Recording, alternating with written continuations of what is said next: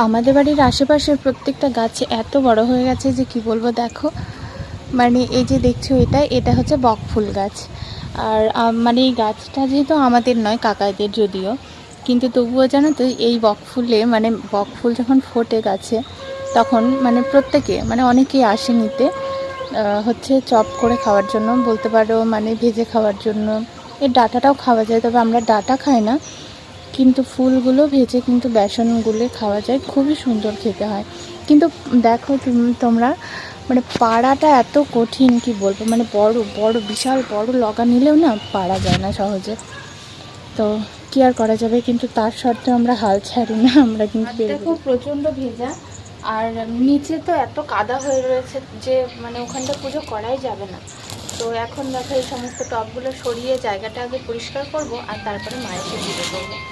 দেখো কেমন কাদা হয়ে, মানে এমনিতেও টবের মাটি পড়ে পড়ে ধুয়ে ধুয়ে তো নোংরা একটু হবেই। আর তার থেকেও বড় কথা হচ্ছে নিচে এই যে জল গিয়ে গিয়ে এত পরিমাণে কাদা, ওখানটায় পুজো করার মধ্যে তেমন কোনো জায়গাও ফাঁকা নেই। তার জন্য মাকে বলেছি আমি উপরে পুজোটা করতে।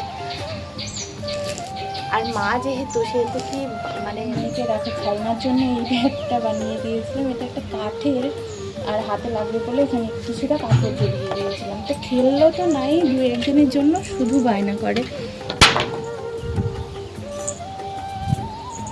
এই যে দেখো আমাদের যে মনসা গাছটা, তো গাছের ভিতরে আবার এই যে গাছের পাশ দিয়ে আবার এই যে আরেকটাও গাছ বেরিয়ে গেছে। তো এগুলো সমস্তটা পরিষ্কার করতে হবে আগে করে, পরিষ্কার করে তারপরে পুজো।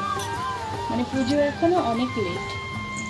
নিচে থেকে জল নেওয়ার মতো একটা বালতি আনলে ভালো হতো জানো তো, বালতি যেহেতু নিয়ে আসিনি সেহেতু এই যে দেখো এখন ঝাঁটা দিয়ে জল দিয়ে ঝাঁটিয়ে পরিষ্কার করবো জায়গাটা। ভেজার মধ্যে আলপনা কি করে বসাবো বলো, তোমরাই বলো। এত ভেজার ভিতরে কি আলপনা বসে? কিন্তু পুজো করার জন্য এটাই করতে হবে।